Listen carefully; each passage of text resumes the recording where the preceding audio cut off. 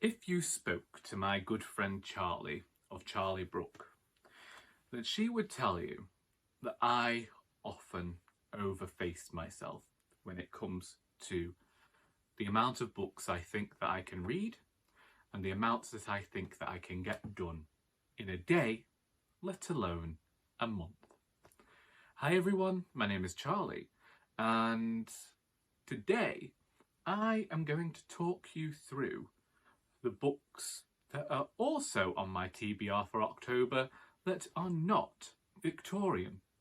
If you haven't seen it already, I have created a rather long October TBR amounting to over a dozen books.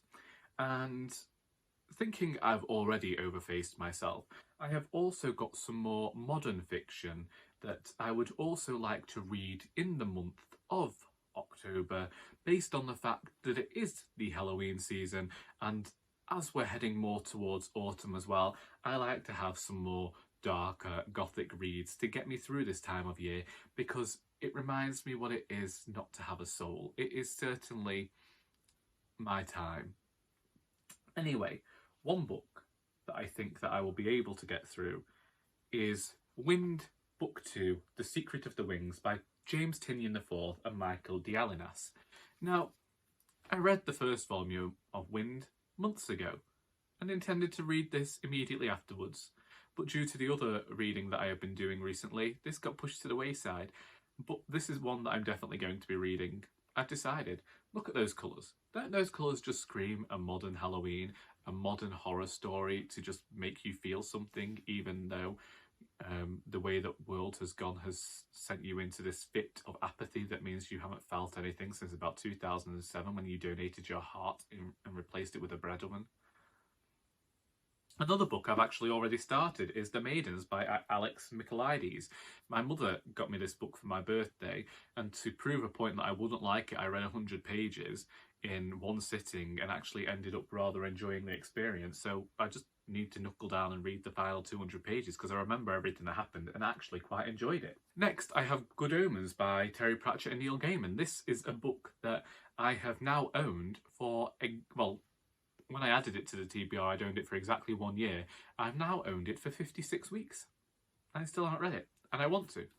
Because now I've seen the adaptation. And I've been told that the adaptation is better than the book. But I do like these two authors, like Terry Pratchett, like Neil Gaiman. Coming together and writing a book, maybe I'll really enjoy this. Gonna be the apocalypse and the Antichrist has gone missing. Because there's been some mix-up at birth. And so who they believe to be the Antichrist isn't actually the Antichrist. So now they're looking for the actual one, so they can bring about the apocalypse, get everything back to normal. And honestly, I really do enjoy these tales of bureaucracy surrounding angels and demons and that sort of thing. I enjoyed it in that book, The Management Style of the Supreme Beings, that I read years ago. Looking forward to Good Omens. This next book I got from the charity shop, and it's the Manningtree Witches, which I don't necessarily think is going to be this horror novel, but it's the mention of the witches. I borrowed this from the charity shop. It was originally donated, and my volunteer borrowed it, and he brought it back and has left it with me to read because he wants to discuss it. I didn't particularly care for the Witchfinder's Sister when I read that years ago, and I'm hoping that this is different and lends a different take on the narrative, is a different take on that narrative. I'm hopeful because it is puritanical fervour gripping the nation. What will Rebecca West do to survive in a town filled with persecution? Next, I have Meddling Kids by Edgar Cantero. This one is one that I am exceptionally looking forward to because it seems like an adult take on Scooby-Doo. That's what people have told me. Even the title alludes to that. I have been looking forward to this one for ages. This one might not be for October, but it's another charity shop book. Actually, only 2 of these books didn't come from the charity shop, and they were the first 2 books I talked about. This next one is one that I am considering reading one every week until the end of the year. And it's It's a book that I'm not necessarily planning on reading all in one go or in 1 month. This is The Haunting Season, Ghostly Tales for Long Winter Nights, and includes stories by Bridget Collins, Imogen Hermes Gower, Natasha Pulley, Jess Kidd, Laura Purcell, Andrew Michael Hurley, Kieran Millwood Hargrave, and Elizabeth McNeil. All authors who I've read before, some of whom I've liked, some of whom I've disliked. Their work, not the people. It might even be one that I save until November, December time. We will see, but it is one that I am looking forward to dipping in and out of. It's something that I like about a short story collection. Now, these final 2 books are on here for a very specific reason. Last year I read and listened to Dracula by Bram Stoker, and I paired that with the book Shadowplay by Joseph O'Connor. This is one that I thoroughly recommend, and this copy has been further in the world than I have this year, in that I lent it to my friend Joy, and she and her husband both read it when they went on holiday to Greece. Both of them enjoyed it, and so quickly proves that it's a good recommendation because they're both 2 very different types of reader.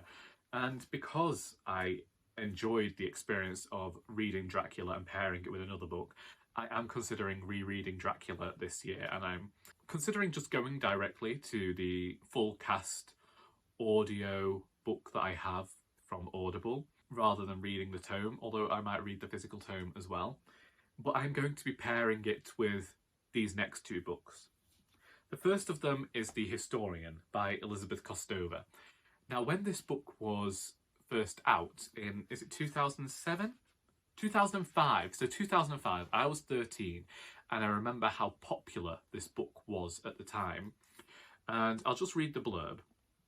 Late one night, exploring her father's library, a young woman finds an ancient book and a cache of yellowing letters addressed ominously to my dear and unfortunate successor.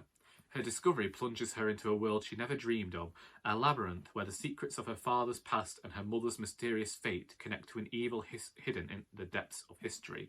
And I know that it's called a literary thriller. It's related to Dracula because it says on the back, a spirited update of Bram Stoker's classic with a vastly ingenious plot in which Dracula has developed a mysterious penchant for librarians. It just seems it's going to have everything I want to read in fiction that I didn't necessarily want as a 13-year-old. And so I am really looking forward to this.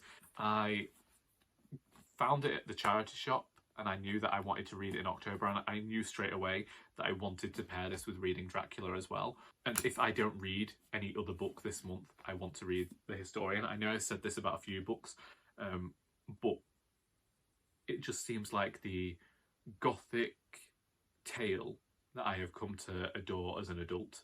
So I'm really hopeful for this one. And I'm glad that I waited because I know that I wouldn't have appreciated this when I was younger. And then the final book is Dracula the Undead by Dacre, Stoker and Ian Holt. Now, this is a sequel. The son of Jonathan and Mina Harker stumbles upon the troubled production of Dracula at the Lyceum, directed by Bram Stoker himself. The play plunges Quincy into the world of his parents' terrible secrets. Can it be that history is about to repeat itself? For 25 years since Van Helsing and his allies reduced Dracula to dust, evil stalks Europe once again. One by one, the band of heroes is being hunted down. Has Dracula somehow survived to seek his revenge, or is there another, more sinister force at work? This feels like it's going to be more of a horror thriller style take on a Dracula sequel, but I am thinking it'll be interesting to compare how both these writers have gone about sequels to Dracula.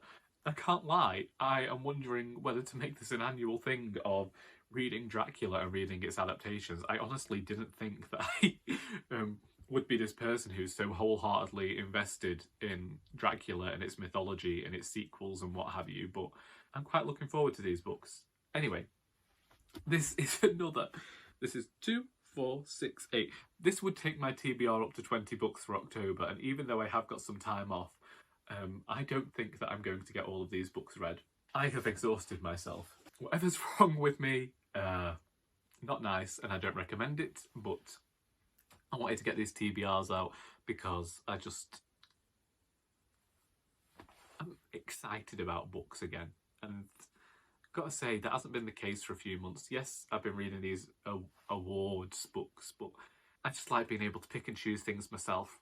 Like I say, I'll talk about that probably in a wool gathering video at some point, but right now I think I need to go and take some more paracetamol. Maybe have another another puff of my inhaler, and then lie back down and rest for a few hours. So what are you reading for October? If you if you do know any other books that are inspired by Dracula, then do let me know, because I could do with the recommendations. And if there are any books here that you would recommend I prioritise over others, then let me know them as well. I hope that you have enjoyed this video, and until next time, that is all.